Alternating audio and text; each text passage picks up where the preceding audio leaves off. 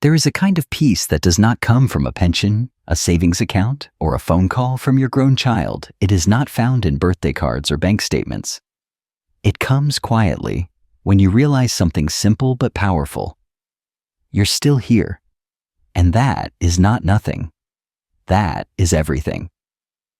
If you are sitting alone right now, perhaps with a warm cup of tea in your hands, and you find yourself wondering, is this really all that's left for me?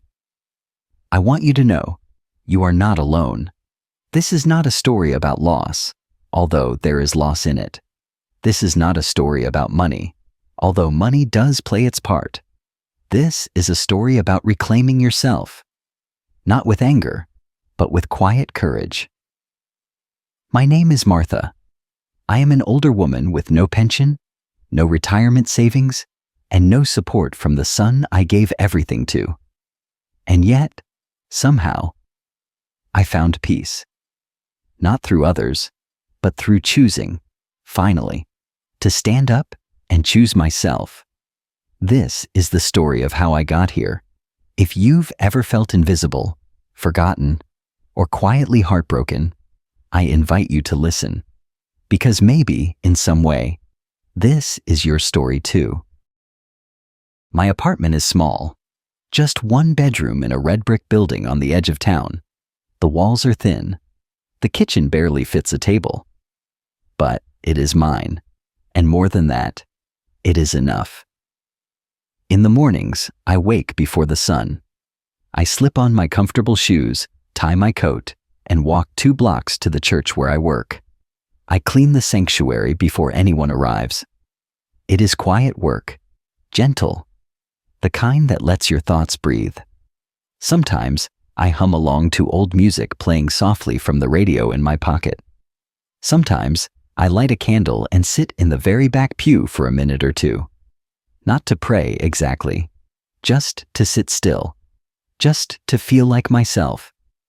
It does not pay much, but it pays enough. I cover groceries, my rent, the electric bill. On Fridays, I buy myself a small bouquet of flowers from the corner store. The woman behind the counter always asks, "Who are they for?" And I always smile and say, "Someone I care about." The truth is, I no longer send packages to my son. I no longer call his phone or wait for birthdays or holidays. That silence used to ache. Now it feels like strength. I tend to a few herbs in pots on the windowsill. Basil, rosemary, a little mint. I do laundry on Thursdays. I write small letters to myself on Sundays. Not journals, just reminders. Things like, "You got through this week. You can get through the next one too." And somewhere in this quiet rhythm, I found something I had not felt in years. Peace. Not the kind of peace that comes when someone takes care of you. The kind that comes when you remember you can take care of yourself. It didn't happen all at once. There was no argument, no slammed door, no final conversation that told me our bond had ended. Just silence. At first, I told myself he was busy. Then I told myself he'd call next week. But the weeks stretched and the silence thickened, until even I had to admit the truth. He was no longer reaching back. And still, I held on. The moment that changed everything came quietly. I was standing on my porch when my neighbor mentioned, almost in passing, that she'd heard Jacob had just become a father. "A baby girl," she said, "my first grandchild. My own blood. And I hadn't even known. Not a photo, not a message, not a call." I stood there smiling politely, nodding. But inside I felt something sink so deep I could barely speak. That night, I picked up the phone. I dialed his number with hands that trembled slightly. When the line connected, it wasn't Jacob who answered. It was his wife. Her voice was flat. When I gently said I'd just learned about the baby, that I would have liked to know, she replied, "We've been busy."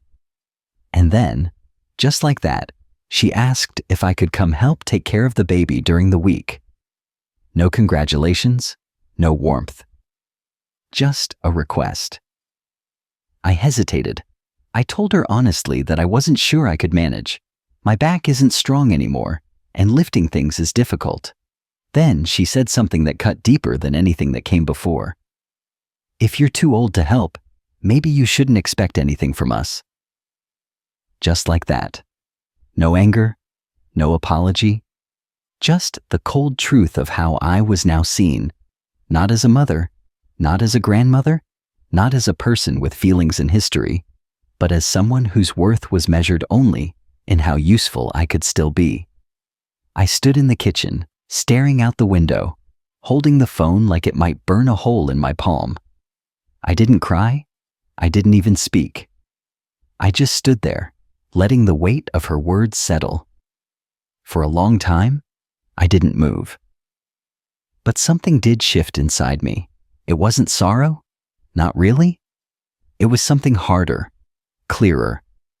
It was the realization that I had spent my whole life giving, my time, my energy, my money, my love, without asking for anything in return. And now, standing in the twilight of my life, I had become invisible.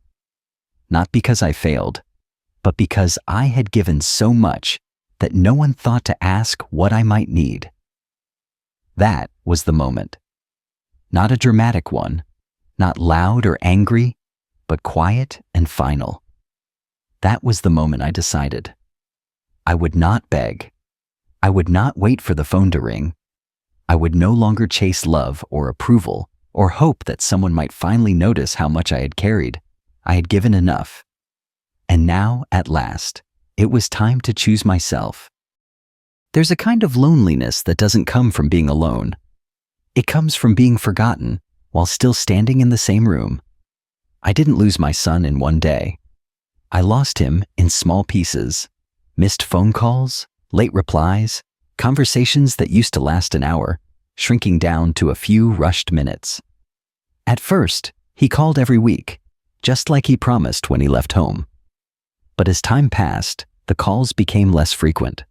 Then they stopped coming unless I called first. Even then, they were short, distracted.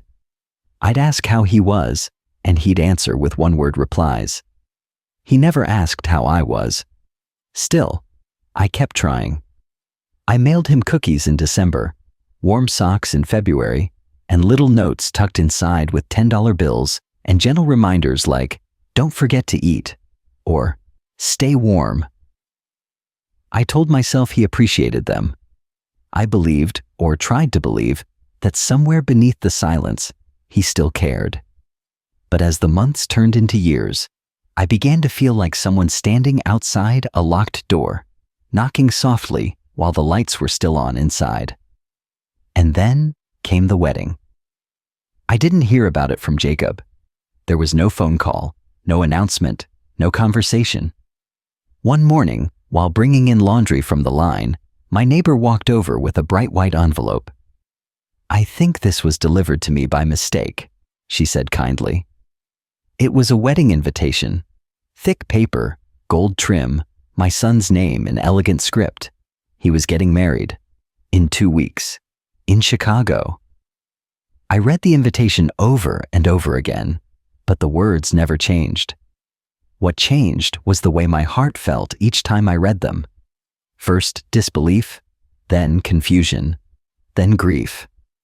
I didn't ask questions. I didn't call to confront him.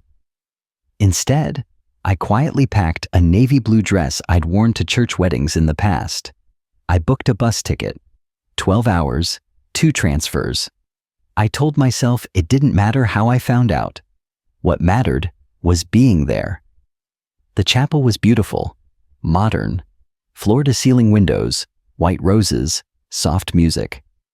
I found my name on a place card at the very back of the room, near the door.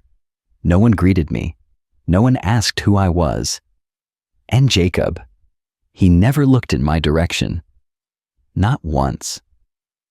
During the reception, I stood near the wall, hands clasped, watching from a distance as my son laughed with his bride, posed for photographs, clinked champagne glasses with her family. I tried to catch his eye once. I even raised my hand halfway. He never saw me, I left before dessert. I walked out into the evening air, found my way back to a small motel near the bus station, and sat on the edge of the bed, still wearing that navy dress. I whispered into the dark, more to myself than anyone else, "I don't think he saw me." And that's when I knew. It wasn't just that I had been left out. It was that I had become invisible in the life of the person I once centered my entire world around. Years before the silence, before the wedding, before the distance became permanent, there was a different kind of conversation. Jacob had just started his life in Chicago. He was young, ambitious, full of dreams and worry. One Sunday, during one of the last long phone calls we ever shared, he told me rent in the city was high. $12,000 a year, just to keep a roof over his head. "It's like throwing money away," he said. "If I had a little help, I could buy a place instead." He mentioned a small apartment, just big enough for one person. The bank would offer a loan, but he needed a down payment. And then, gently, almost hesitantly, he said, "I was thinking, maybe the money from Dad." The money from Tom. The $40,000 I had received after Tom died. A check that felt more like a wound than a gift. I had never touched it. For nearly 2 years, it sat in the back of a drawer, folded beside Tom's reading glasses, his wallet, and the wristwatch he wore every day for 2 decades. I had always thought of it as sacred, a last act of love, a safety net, just in case the bottom fell out from under me. But when Jacob asked, I heard something hopeful in his voice. He said it was for us, that one day I'd live there with him, that I wouldn't have to worry anymore. And in that moment, I wanted so badly to believe him. So I said yes. The next day, I went to the bank and transferred all of it to his account, every last dollar. A few weeks later, he sent me a picture of the place. Bare walls, a mattress on the floor, a single window with the Chicago skyline in the distance. I printed it out and pinned it above my sewing machine. I looked at it every day. It made me feel like I had helped build something. A life for him. A future. I worked harder after that, took on more mending jobs, raised more vegetables, baked during the holidays to sell at the church. I even raised 2 pigs instead of 1 that year, just to send him a little more. And when he came home for Christmas, I handed him $500 in cash. "For furniture," I said. He smiled, took it, and said very little. I never asked for anything in return. Not once. I didn't need to. At least, that's what I told myself. Seeing his face light up, hearing him speak about his plans, that felt like enough. But what I didn't realize at the time, what I couldn't have known, was that this act of love, this ultimate gift, would be the beginning of something I wasn't prepared for. A slow shift, a quiet unraveling, a turning of tides where promises would fade and love would become something expected instead of cherished. I gave him everything I had, and somewhere along the way, I lost the part of myself that knew how to ask for anything in return. There are days that divide your life into 2 parts, before and after. For me, that day was gray and cold, the kind of cold that creeps into your bones, even when you're still wearing your housecoat. Tom left before sunrise, like he always did, with his thermos in hand and a kiss on my forehead. "Don't wait up, hon," he said, same as every morning. I smiled and nodded, same as always. But that day, I would have given anything to wait. The call came around noon. A man from the construction company. His voice was heavy, almost kind, but still distant.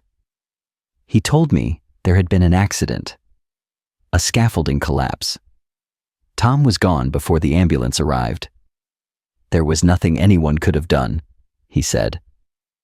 That sentence stayed with me longer than I expected. I remember hanging up the phone, walking back to the kitchen where a pot of beef stew was still simmering, and just staring at the floor. I didn't cry. My hands shook, but my eyes stayed dry. I sat down at the kitchen table and didn't move for what felt like hours. The funeral was a blur. Faces, voices, hands on my shoulder, casseroles I never ate. I felt like I was watching a version of myself from far away. Numb, hollow. Like the core of my life had been scooped out, but I still had to keep walking around as if I were whole. A week later, a representative from the company showed up at my door. He wouldn't meet my eyes. He handed me a check, $40,000, and explained they didn't carry proper insurance. "This is the best we can do," he said. "If I wanted to fight it in court, that was my right, but the money would disappear. It's this or nothing." He wasn't cruel, just tired. I looked at the check. My hands, dry and calloused from years of working the land, trembled like leaves in the wind. $40,000. That was it. That was the number someone had put on the man I loved, the father of my child, the partner who had built our home with his own hands. I took the check, folded it gently, and placed it in the back of the drawer where I kept Tom's things, his wallet, his glasses, the watch he wore every single day. I didn't tell Jacob. I couldn't. Saying it out loud felt like agreeing that Tom's life could be reduced to a number smaller than most new cars. After Tom passed, the house grew quiet. Bills piled up. The little money he used to bring in each week, gone. I stopped buying meat. I learned how to stretch every grocery trip, how to fix what was broken instead of replacing it. I started sewing for neighbors again, patched worn coats, baked for church fairs, anything I could do with my hands. Jacob was still in high school then.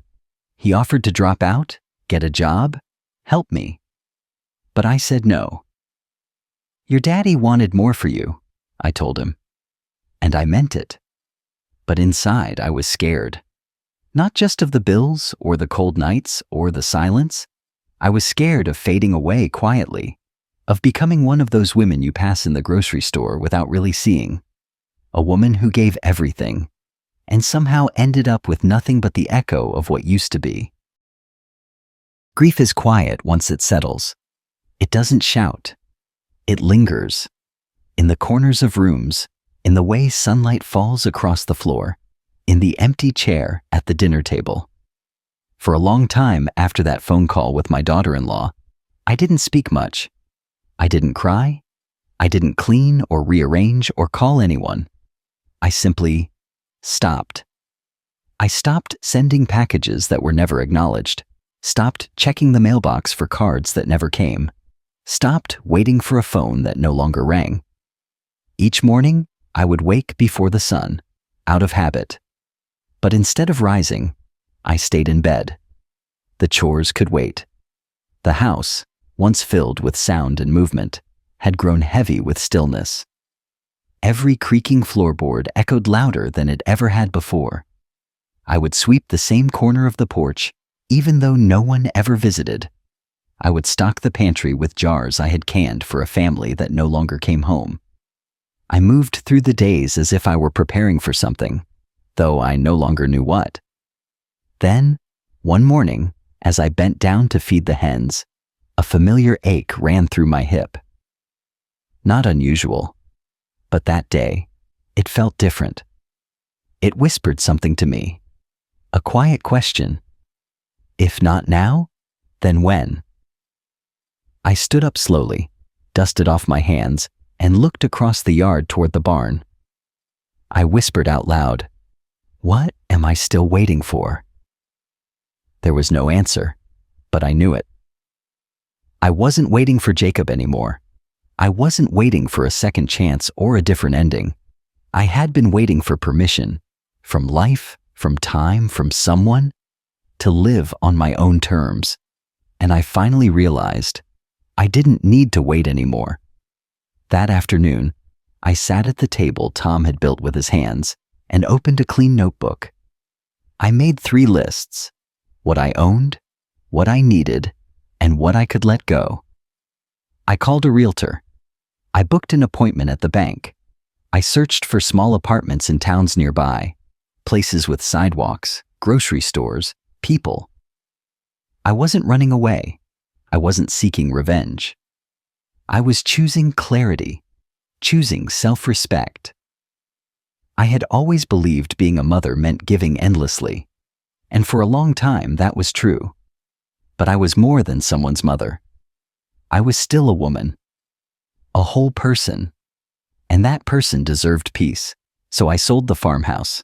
I packed Tom's photo in a soft towel, donated furniture I no longer needed, let go of the china I had saved for holidays that never came. I filled the back of a borrowed pickup with the things that still mattered, and I drove away. Not in anger, not in sorrow, but in freedom. My apartment is small. 1 bedroom, a little kitchen that fits just 2 chairs, and a window that catches the morning light. It's nothing special on the outside. Red brick, a squeaky front door, the kind of place most people pass without noticing.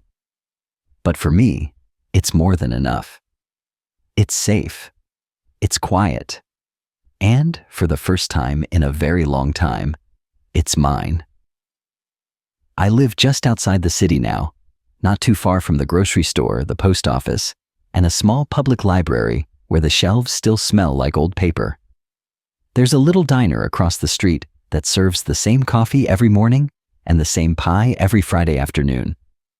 The waitress always calls me sweetheart, and though she's too young to mean it the way I once understood that word, I appreciate the kindness just the same. I've fallen into a rhythm. I wake up early, not because someone needs me, but because I enjoy the stillness before the world stirs. I tie my scarf, slip on my soft shoes, and walk 2 blocks to the local church where I work as a cleaner. It's quiet work, slow work, but it fills my days with purpose. I sweep the aisles, dust the pews, wipe down the hymn books. Sometimes I light a candle. Sometimes I sit in the very back row and just breathe, surrounded by stained glass and silence. It doesn't pay much, just enough to cover the bills, the groceries, and a little something extra each week. On Fridays, I buy myself a bunch of daisies from the corner store. The clerk always asks, "Who are these for?" And I always smile and say, "Someone very important." No one sends me flowers anymore. No one calls just to hear my voice. But I've learned not to measure my worth by the attention I receive. I used to think that being needed made me valuable, that if I wasn't caring for someone or giving to someone, then I wasn't much of anything at all. But I don't believe that anymore. Now I write little notes to myself on Sunday afternoons. I water my plants and talk to them sometimes. I bake a batch of cookies and give half to my neighbor down the hall. I sit by the window with a warm cup of tea and watch people walk their dogs, hold hands, carry groceries. I don't feel left behind. I feel part of something, even if it's quiet, even if it's small. I no longer call Jacob. I don't send gifts. I don't wait for birthdays or holidays. That part of my life has gone still, and for a long time that silence felt unbearable. But now, I see it differently. It's not absence, it's space. A space I've filled with my own presence, with my own breath, my own care. It's a space where I finally get to exist as myself, not someone's mother, not someone's helper, just me. Do I miss him? Yes, of course I do. A mother doesn't stop loving just because the world changes. Sometimes when I see a young man holding his child, I feel a soft ache in my chest, but I don't chase that feeling anymore. I let it come. I let it go. Love can remain, even when closeness does not. What I've learned is this: life doesn't always give you what you hoped for. Sometimes the future you planned never arrives. Sometimes the people you poured yourself into walk away without looking back. And yes, that hurts. But it's not the end. It's just a bend in the road you didn't expect. You are allowed to start over. You are allowed to build a life that centers you, even if it's later than you planned, even if it looks different than what you dreamed. There is strength in simplicity. There is dignity in choosing peace. I have no pension, no savings, no one who comes to visit on holidays. But I have steady hands, a sharp mind, a body that still carries me through each day, and a soul that has learned, finally, how to rest. So if you're listening right now, maybe sitting in your kitchen with a warm drink, wondering if you still matter, I want to tell you something. You do. You're not invisible. You're not broken. You're not a burden. You're a person with stories inside you, with a heart that still beats, with wisdom that no one can take from you. You deserve more than just survival. You deserve peace, comfort, and joy on your terms. It is never too late to choose yourself, not out of anger, not out of revenge, but out of deep, honest love for the woman or man you still are, for the life that is still waiting, right here, right now. If this story touched your heart, leave a comment. I read every single one, and if someone you love needs to hear it, someone who's forgotten how valuable they are, send it to them. You may be the reason they start again. Change a little today. Live stronger tomorrow.